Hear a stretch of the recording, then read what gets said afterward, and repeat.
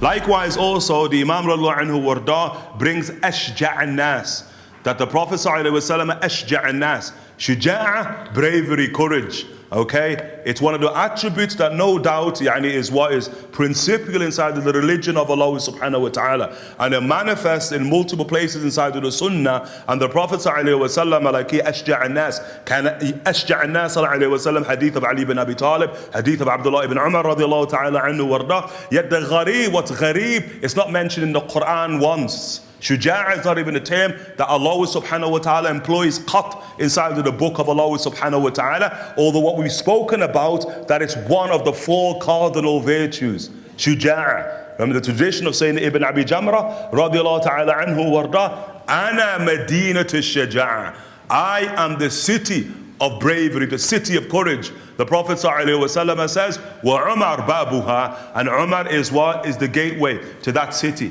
Imams, nobody really writes in an extensive sense inside the Shama'il saying that they'll have a chapter upon the bravery of the Prophet sallallahu alaihi wasallam. They can have the chapter in the chapter of bravery. You can see instances of the Prophet sallallahu alaihi wasallam as an example inside of the Battle of Uhud.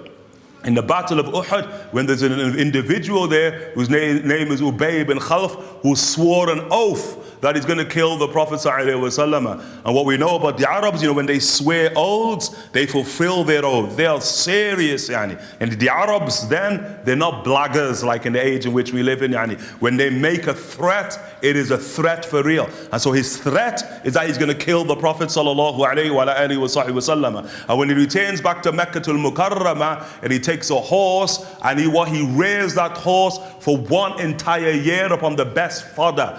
And then the name, he must give the horse the name, and he calls the horse Aoud. Aoud is the retainer, that this horse is going to return to the Prophet ﷺ, and upon it he's going to kill the Rasul sallallahu alayhi wa alihi wa sallam. And the khabar, the news of this, is spread far and wide. And so when the Prophet ﷺ and the Sahaba radiallahu anhu warda face off with Quraysh at the Battle of Uhud, that is the encounter everybody is waiting to see. The encounter between Ubay ibn Khalaf, the brother of Umayyah ibn Khalaf, and the Prophet ﷺ. And there's Ubay ibn Khalaf upon Uhud, beginning of the battle. He sees the Rasul ﷺ. Like, what do you think the Rasul ﷺ is doing? He's sitting down cross-legged.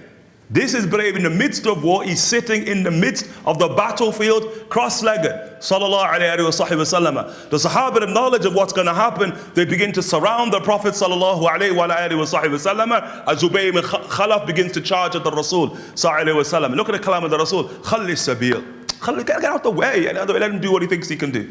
Whatever he thinks he can do, let him do it. Khalli sabil. He tells the Sahaba, the Prophet sallallahu alayhi wa sallam, the Sahaba firm-footed. They do not move. They just surrounding the Prophet sallallahu alayhi wa sallam, a wall of protection. A Sahabi who was next to the Rasul sallallahu alayhi wa sallam, he has a harba like a short staff. And so the Prophet sallallahu alayhi wa sallam takes from him the harba sallallahu alayhi wa sallam, he just places it on the ground and he uses it to stand up sallallahu alayhi wa sallam. He said the swiftness at which he stood up frightened the Sahaba themselves. So that the Sahaba all run.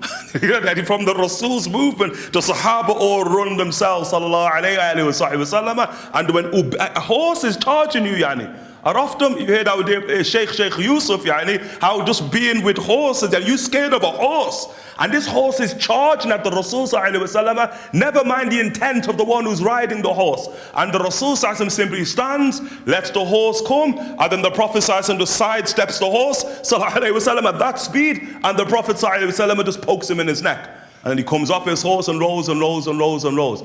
That their nerves of steel, that is bravery. There's a man they make mention of, Malcolm X. The man who they make mention of, when Malcolm was assassinated, there was 5 assassins. So these were 5 assassins that were trained in the Japanese art of ninjutsu, as assassins, And the trainer, the one who trained them, they used to call him sensei. That's what they used to call him, sensei, the one who trained the ones who killed Malcolm X. And he said, this man sensei, he said that his nerves were so firm, he had nerves of steel, that he would command people to take a car and to drive the car at him 60 miles an hour dead on. It had to be dead on 60 miles an hour. And and the car would just come at him, and he would simply just jump over the car. Just jump right over the car and let the car go beneath him. How can you see? You're getting a sense of the Prophet ﷺ. The horse coming at him at that speed, ﷺ, and he just simply sidesteps the horse, and he just pokes Ubay ibn Khalaf, and Ubay ibn Khalaf hakada rolls. Qatalani Muhammadun, Qatalani Muhammadun, Qatalani Muhammadun. Muhammad's killed me. Muhammad's killed me. Muhammad's killed me as he runs to Quraysh. Quraysh says, Kaif. And you've only got a scratch, you fell, you got a scratch, people fall off horses, and it's just a scratch upon your neck. And he says, no. He says, Muhammad said he was going to kill me. And look at the truth of the Rasul, look how they perceive the Rasul. Whatever he says, happens. He said he was going to kill me. And now, khalas, I'm dead. They said he died before he reached Mecca. Ubay ibn Khalaf. They say the only person the Prophet ﷺ killed, on one of the opinions. The bravery of the Prophet ﷺ. And look at the people who threatened to kill the Rasul ﷺ. It's about his bravery here. And the likes of whom? Of the great Rukana ibn Yazid al-Mutalabi. These are those people who threatened to kill the Prophet ﷺ, and he was of the most feared people inside of Arabia. This is, Imam al-Suyuti in his Musara'a, in his hastening unto wrestling, virtually all of the hadith he brings about the prowess of the Prophet ﷺ are the varying encounters that the Prophet ﷺ has with this Rukana ibn Yazid. And this Rukana ibn Yazid, he was undefeated. Yani. Nobody could stand against Rukana ibn Yazid. Nobody ever. He had never seen the ground. Hakadari said, he had never seen the ground. Never. Araftum? He said his father had never seen the ground.